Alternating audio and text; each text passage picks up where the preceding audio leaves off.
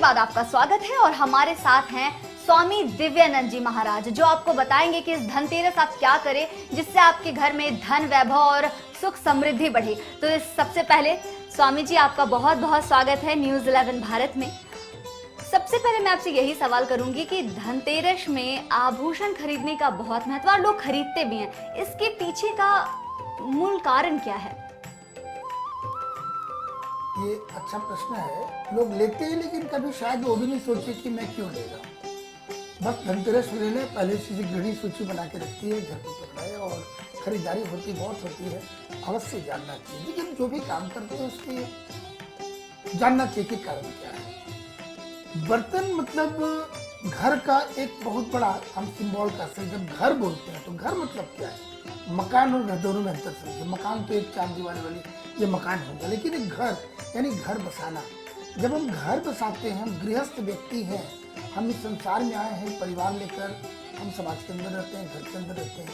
तो घर की परिभाषा यदि हम बोलते हैं तो सबसे पहला होता हमारा घर में।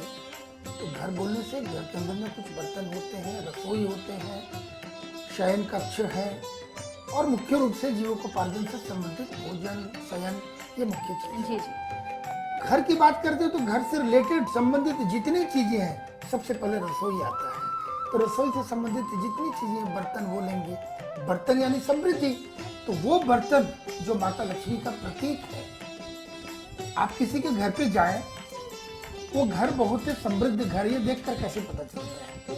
मात्र उसके सोफे को देखकर, उसके लाइट को देखकर नहीं। जब आप भोजन करते हैं कैसे वो गृहिणी हमें भोजन परोसती है, उसका बर्तन क्या है, किस प्रकार से वो खाना दे रही है, उनके संस्कार उनकी संस्कृति के साथ साथ उनकी समृद्धि का पता चलता है जी। तो उस तरीके से समृद्धि का प्रतीक है बर्तन हमारा। तो धनतेरस के दिन घर पे बर्तन लाना बहुत ही अच्छा शुभ है, आवश्यक माना जा सकता है। और इसका मूल कारण ये है कि माता लक्ष्मी समृद्धि स्वरूप में, माता लक्ष्मी स्वयं ऐसे तो शरीर से तो नहीं, माता लक्ष्मी तो सब शरीर आ नहीं सकती इस युग में, हम मन में विराजमान कर ही सकते, लेकिन माता लक्ष्मी से संबंधित जो भी समृद्धि से संबंधित जो चीजें हैं उसे लाना।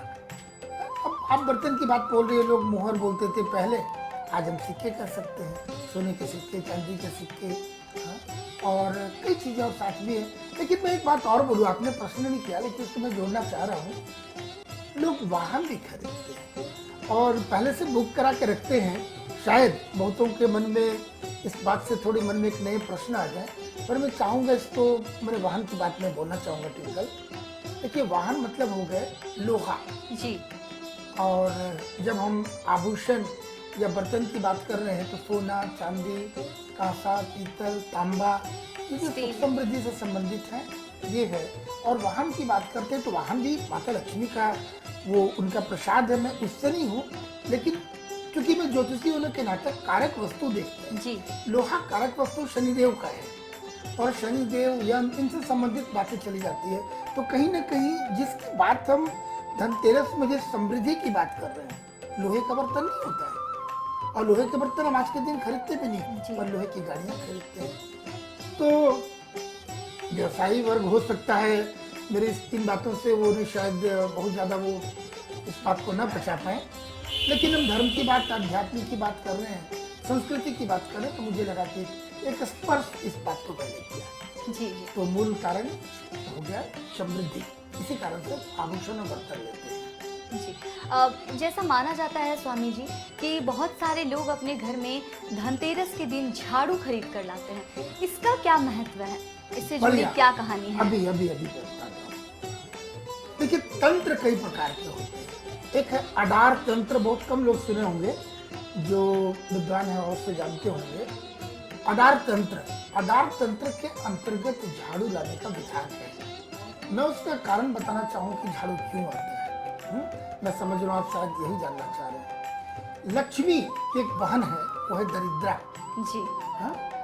तो लक्ष्मी की बहन दरिद्रा है। लक्ष्मी को प्रकाश, सफाई, समृद्धि ये पसंद और समृद्धि की दाता है, जबकि उनकी बहन जस्ट उल्टा। उनका क्या है, वो उन्हें अंधेरा पसंद है, गंदगी पसंद है, या जहाँ पे अंधेरा या गंदगी है वहाँ दरिद्र का वास होता है। दरिद्र झाड़ू प्रतीक है सफाई का।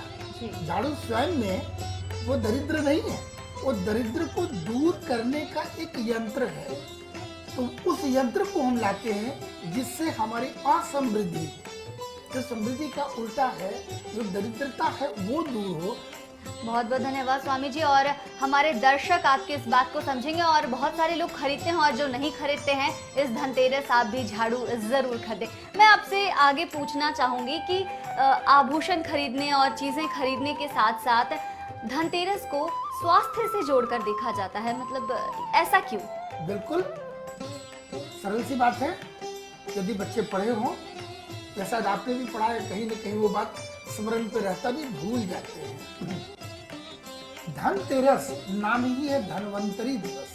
जी धन शब्द जो आता है, यहाँ धन संपत्ति की बात नहीं कर रहे हैं। भगवान धनवंतरी जो चिकित्सा विज्ञान के अधिष्ठाता देव हैं, आयुर्वेद के प्रणेता हैं, जो कह सकते हैं, अधिष्ठाता प्रणेता नहीं, अधिष्ठाता देव हैं।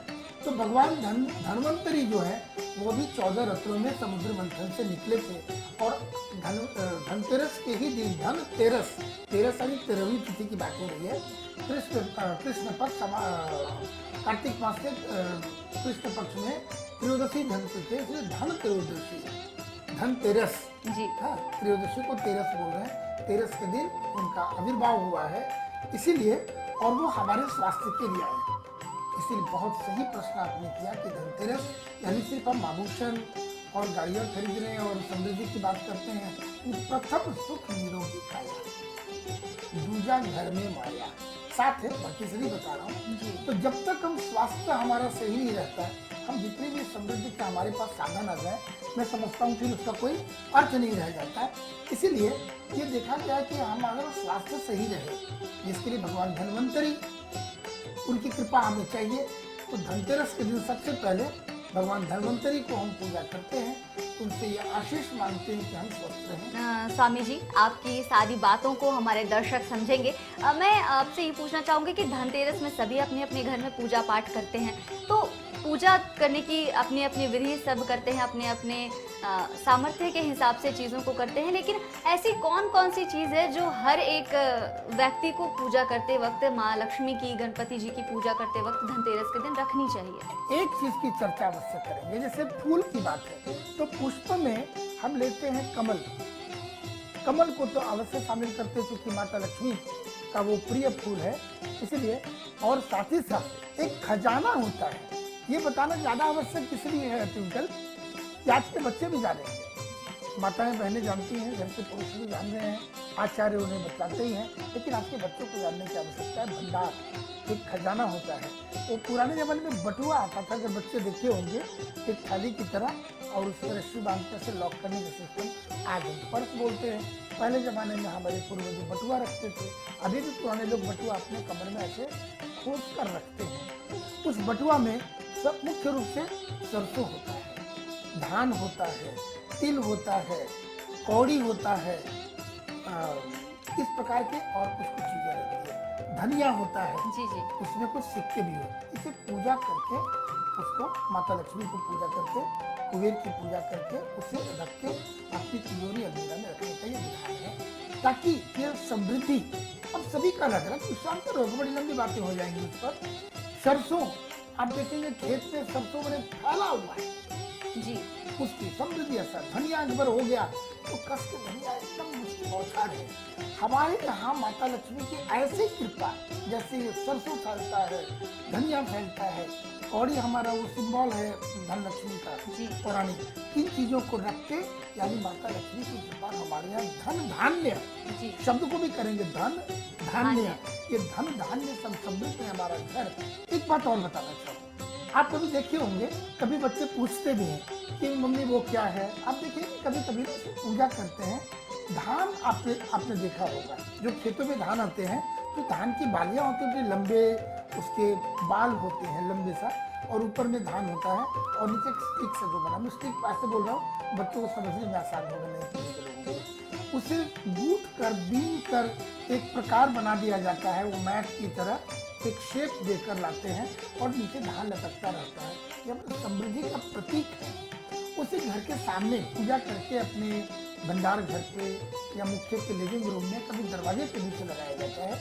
ये प्रतीक है कि माता लक्ष्मी धन, जब हम धान ने बताया प्रथम सुख निरोगी काया माया, इन दोनों को जोड़ते हैं तो चाहे स्वास्थ्य की बात हो चाहे माया की बात हो, तो धान कैसा है?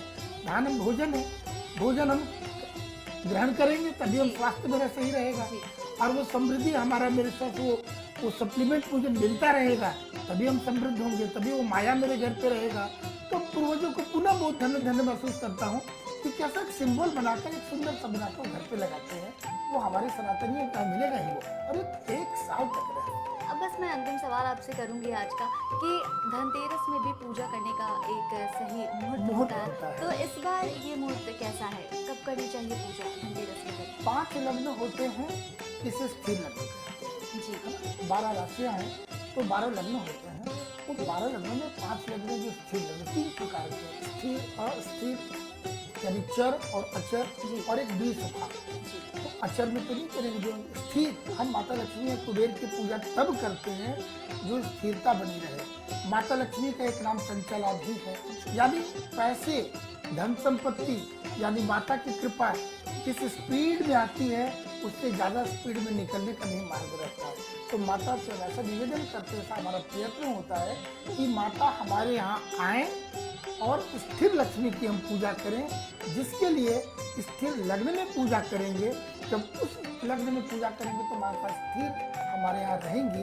इसीलिए वृषभ लग्न है, वृश्चिक लग्न है, सिंह लग्न है और कुंभ लग्न भी है। लेकिन कुंभ में हम लोग नॉर्मली अवॉइड करते हैं इस पूजा में, तो विशेष करके सिंह लग्न जो लगभग आधी रात को होता है, वृषभ लग्न प्रातःकाल और वृश्चिक लग्न संध्या काल में होता है। अपनी रुचि सुविधा के अनुसार इन 3 लग्न में जब भी लोग पूजा कर लें, और अलग अलग, मैं समय इसलिए नहीं बता रहा हूँ कि अलग अलग शहर में भी ये कुछ मिनटों का अलग अलग होता है, तो अच्छा होगा आप अपने आचार्य से पूछ लें।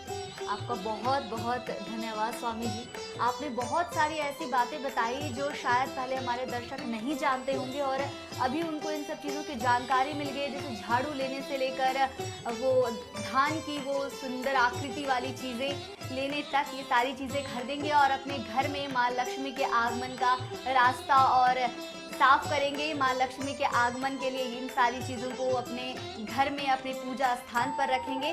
तो देखते रहिए न्यूज़ 11 भारत, आपको ऐसी जानकारियां हम देते रहेंगे।